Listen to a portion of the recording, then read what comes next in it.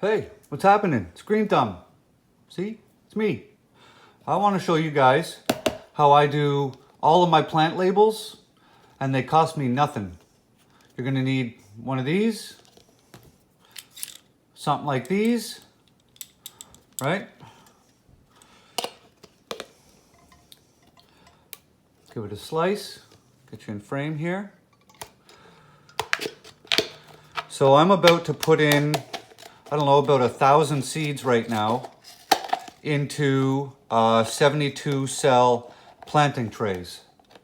So it gets a little complicated. You can kind of use tape and label stuff, but what happens if you only plant half a row, right? Then you can't really label half a row with tape. So things like this work great, especially when you're planting, 25 different kinds of seeds. So you chop this thing off here, just like that.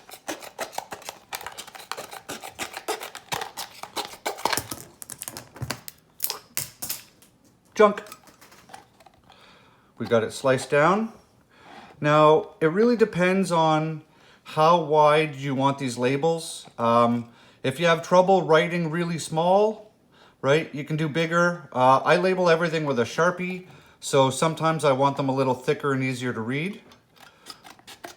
So just give them a slice down, like this. And like I said, you can do this with one of these yogurt cups. You can do it with sour cream containers. Pretty much any of these type of containers, right, works. Just chop them up top to bottom. Yep, there we go. And by doing it this way, you pretty much never run out, right? I mean, we always have these type of containers coming in and out of the house. Most of the time we throw them out in the recycle box. But come springtime, I start to save them and put them away because I end up using all kinds of these. And then when you're done transplanting or planting everything out into the garden, you can do one of two things. You can either throw them all away, or you can just take them right out of your trays where you've got them already labeled, and you can just stick them right in the ground. And if you're using a Sharpie marker,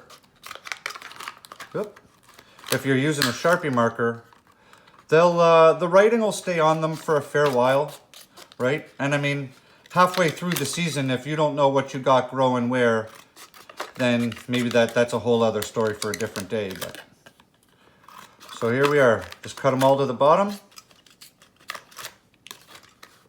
Sometimes you got to be careful because these things will cut your hands up. So here we are, right? Take your cutters, just give it a little snip so it opens it up right there for you. Makes it a little easier. Then you just come in here at the bottom. Look at that.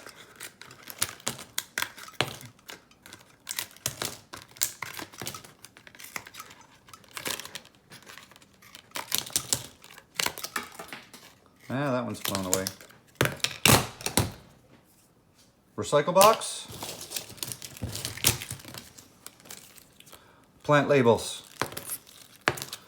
There you go.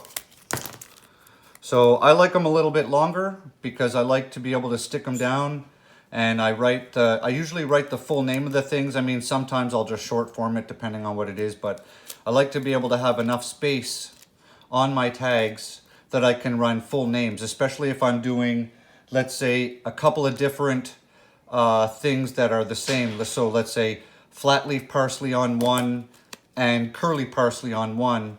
I need to be able to differentiate. So that's another reason why I like them wider, right? Gives you a little more space. And I use a fine tip Sharpie marker, and these will hold a good label with a Sharpie marker. So there you go, guys. Little help, and get planting your gardens. Have a good one. Green Thumb out. Peace.